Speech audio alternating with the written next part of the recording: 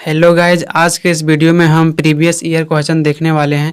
जैसे कि मैं आप लोगों को बताया था कि हिस्ट्री कोर्स थर्ड कंप्लीट होने के बाद पिछले जितने 3 या 4 वर्षों में प्रीवियस ईयर ऑब्जेक्टिव क्वेश्चन पूछे गए हैं उसको हम बताने वाला हूं। तो आज के इस सेशन में हम लोग बेसिकली प्रीवियस ईयर क्वेश्चन को देखने वाले हैं, जो मोस्ट इम्पोर्टेंट क्वेश्चन हैं, जो आने के चांसेस हैं। यकीन मानिए गाइज, ये वीडियो आपके लिए काफ़ी हेल्पफुल होने वाला है, इसलिए आप इस वीडियो के साथ बने रहें। तो चलिए आज के इस सेशन को शुरुआत करते हैं।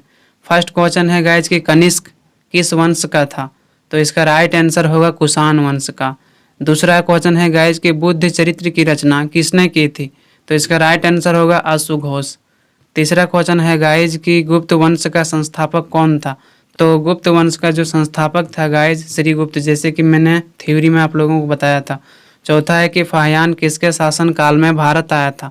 तो इसका राइट आंसर होगा चंद्रगुप्त द्वितीय के शासन काल में फाहियान भारत आया था। 5 क्वेश्चन है कि गुप्त काल का महान कवि कौन था? तो इसका राइट आंसर होगा गाइज कालिदास, जैसे कि मैं आप लोगों को बताया था।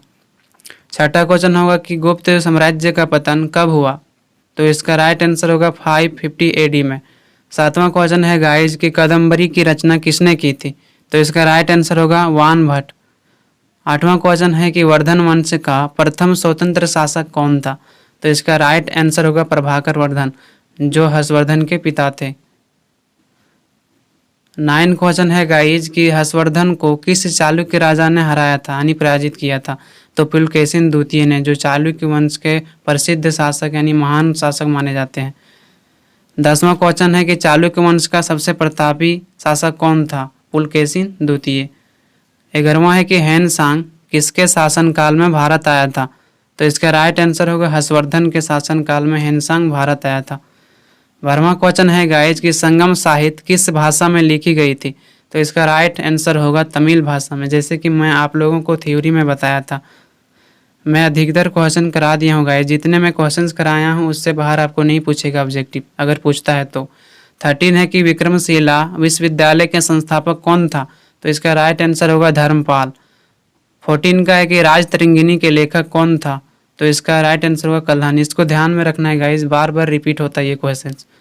15 का है कि हर्षवर्धन की मृत्यु कब हुई थी? तो इसका राइट आंसर होगा 647 AD में। 16 का है कि सुंग वंश का संस्थापक कौन था? तो इसका राइट आंसर है पुष्यमित्र सुंग।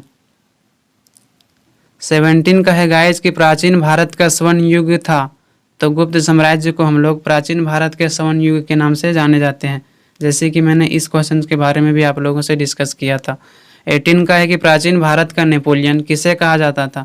तो प्राचीन भारत यानी गुप्त साम्राज्य में समुद्रगुप्त को जो है सो प्राचीन भारत का नेपोलियन कहा गया है। किसने कहा? V.A. स्मिथ ने कहा था। 19 का है कि चालुक्य वंश के संस्थापक कौन थे? तो इसका राइट आंसर होगा पुलकेशिन प्रथम, चालुक्य वंश के संस्थापक थे। 20 है सुंग वंश का अंतिम शासक कौन था?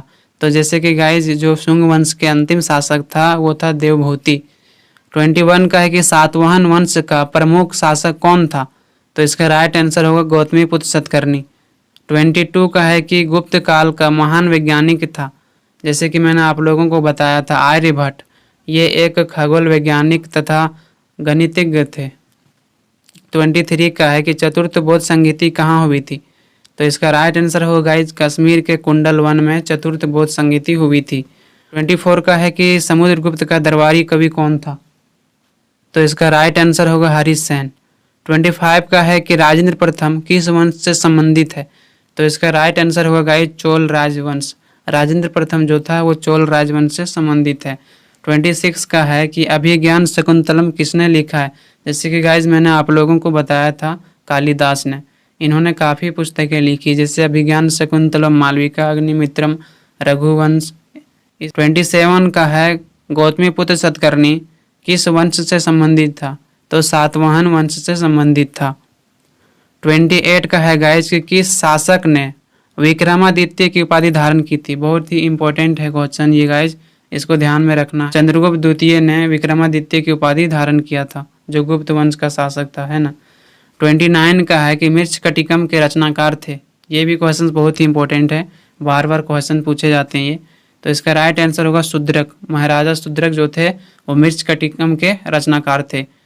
30 है कि अमरकोश के रचनाकार कौन थे? तो इसका राइट आंसर होगा गाइज अमर सिंह जो है अमरकोश के रचनाकार थे। उम्मीद करता हूँ गाइज आपको सारा क्वेश्चन समझ में आया होगा।